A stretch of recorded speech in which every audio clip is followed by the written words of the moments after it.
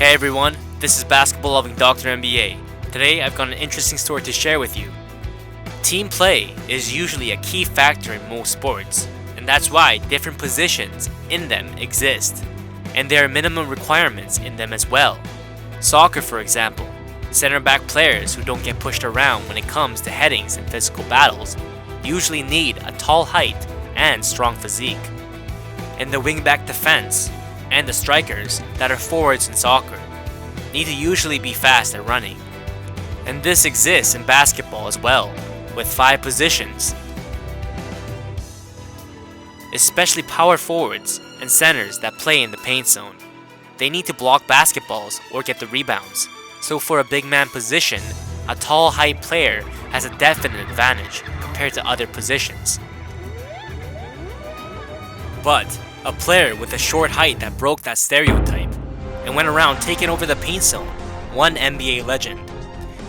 And that NBA player's name is Charles Barkley. He had made giants that were 8 inches taller than he was shiver with fear in the past. His height without shoes was 6'4", and with shoes on 6'5", and he still took on the position of a big man. And in the bloody paint zone battles against players that were over 6'11", he didn't just get the rebound leader title, but for 5 times in a row, had the highest 2-point shot success rate. It was said that there will never be another type of player like Barkley, and that's how much he was a sensation to basketball, just like Michael Jordan. What kind of skills could he possibly have? We will get into his accomplishments in this video.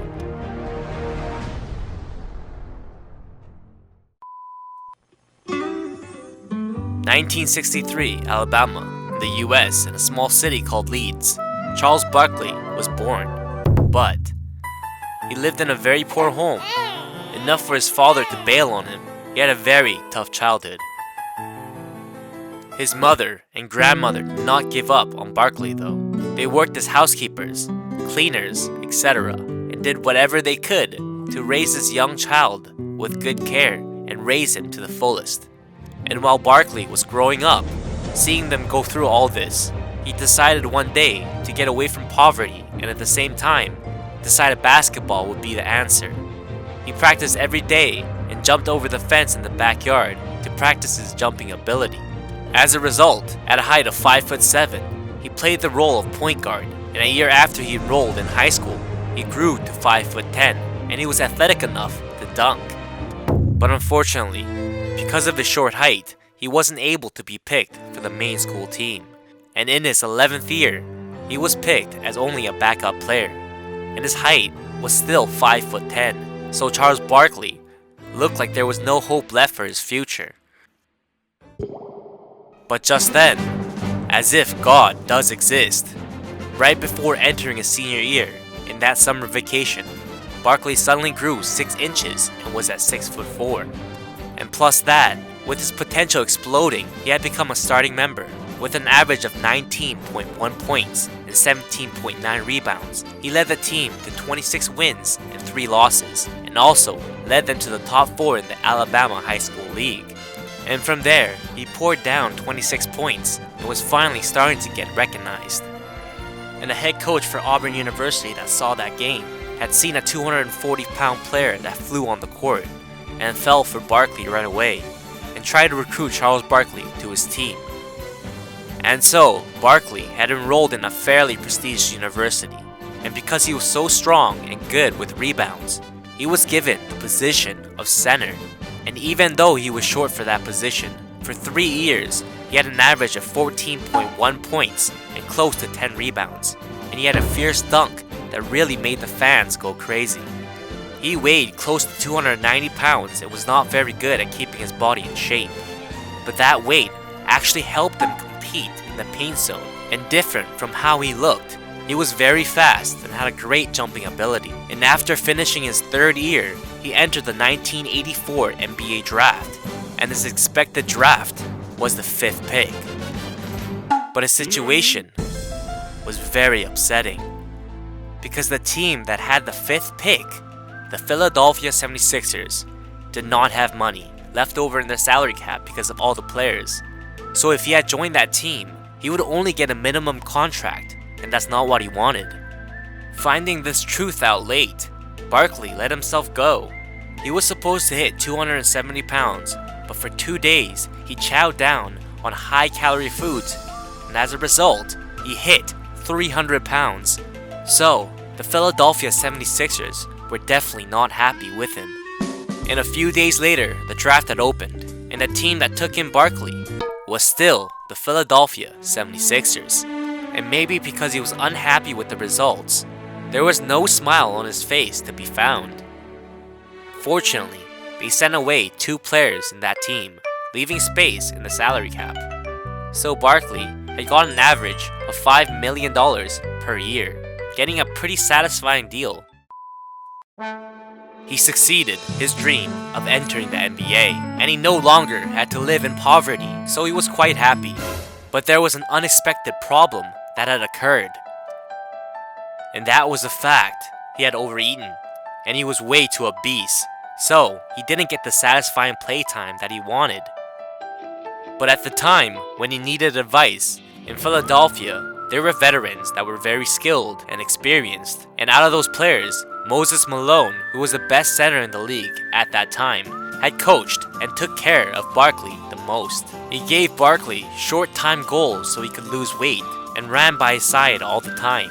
Even when Barkley ate pizza behind his back, he would only warn him and keep his awareness up.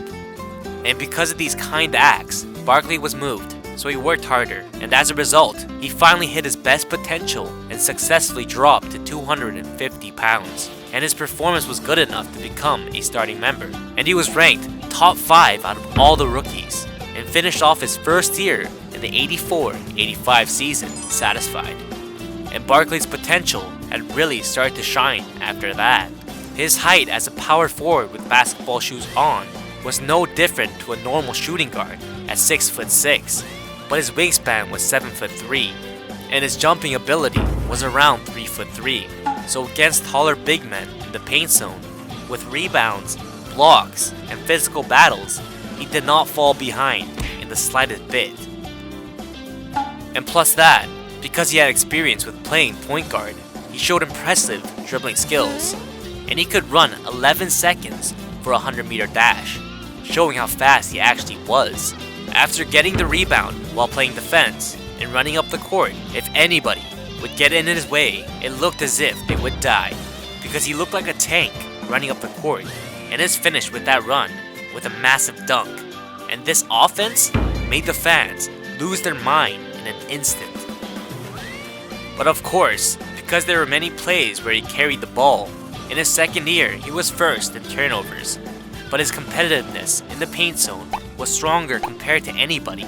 So in his third year, in the 86-87 season, he got his first title of being the rebound leader, and he also had the highest percent in 2-point shot success rates with an average of 23 points, and made it to the All-Stars for the first time.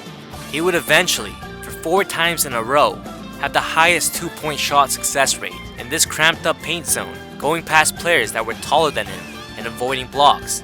That kind of performance is something that was close to impossible at that time.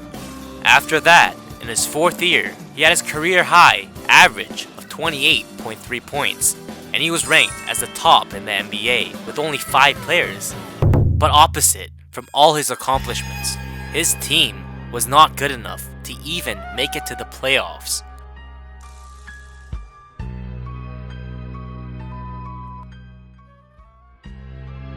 For 4 years after debuting, veteran players have been traded and retiring and leaving one by one, leaving a hole in their team strategy. As a result, the Philadelphia 76ers had become a Charles Barkley one-man team. In his 5th year, the team was able to get a spot in the playoffs, but they were in a condition where they couldn't even win 1 game in the first round. And every time the team showed poor performance, Charles Barkley would say some harsh words to his teammates in frustration. And as if his competitiveness worked, in his 6th year, in the 89-90 season, the team's tactics had gotten a bit better, and Philadelphia was once again known as a strong contender. And from there, he no longer played power forward, and played small forward, so his playing range could be widened, and his mid-range shots had become a bigger role for him. and a lot of defenders were very confused, whether he would shoot or fake the ball for a drive, or make an unexpected pass, etc. He had a lot of options in his repertoire, so it was more confusing for defenders to block him. And of course, his play in the paint zone was still ongoing. With his back turned in the post-up position, when he shot the ball, he did it with one hand. He used both hands and just jumped over players, dunking, or making close-range shots. At times, with his great footwork, would fake out defenders and make his way for another point. And if the pressure was too much for him and he wasn't able to get in, he would get the rebound for every time he missed and force his way in for another point. If small defenders guarded him, Barkley would win with strength, and if big defenders guarded him, he would win with speed. And some coaches had even said that he was as hard as Michael Jordan to guard. In fact, it wasn't just Charles Barkley's physique and skill, it was his undying fighting spirit that had given pressure to opposing defenders and tore them down mentally and not physically. Anyways, being a hero and all, he had an average of 25.2 points and having the highest 2-point shot success rate, and even though he barely lost the MVP title, he had the mindset to get the championship instead.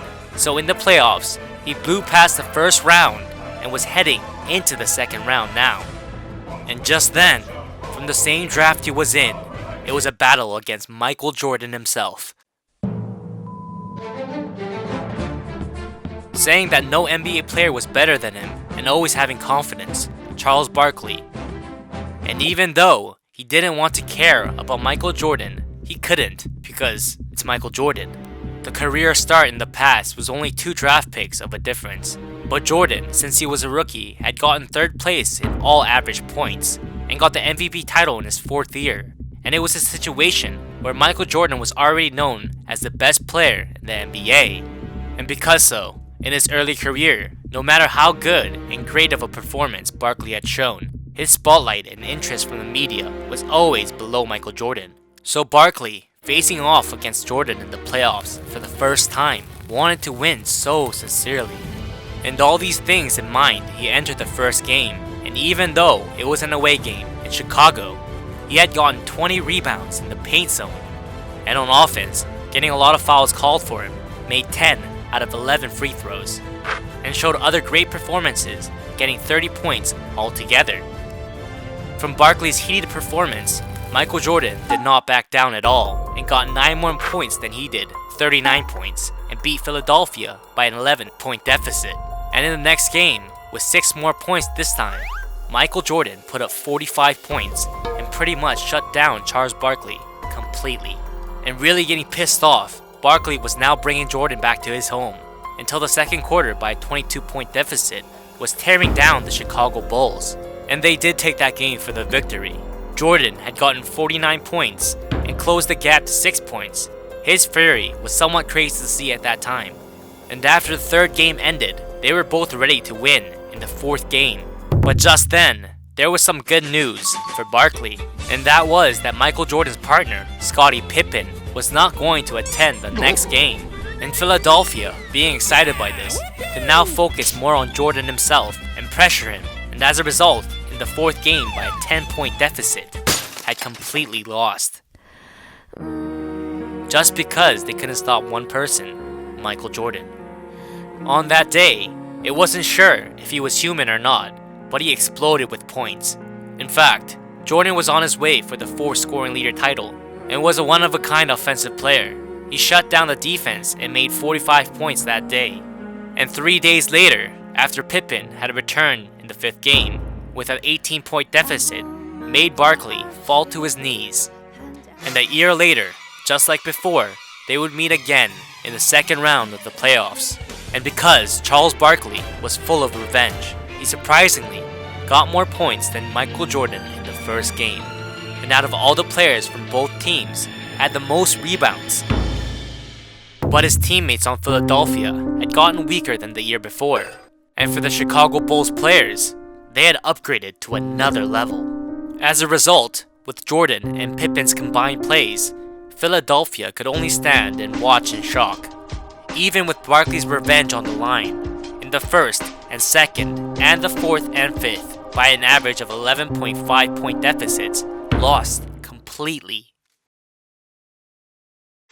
And after this, Charles Barkley had stated in an interview, "If I had a helper like Pippen by my side," and showed remorse constantly. And that's how much Philadelphia had relied on Charles Barkley as a one-man team, and the association was not that active when it came to recruiting players, so the team's record could only drop more and more every year. And opposite from what he wanted, which was a championship, the team was not getting the attention that was needed. Getting disappointed and frustrated by this, Charles Barkley, in the middle of the 91-92 season, would constantly request for a trade.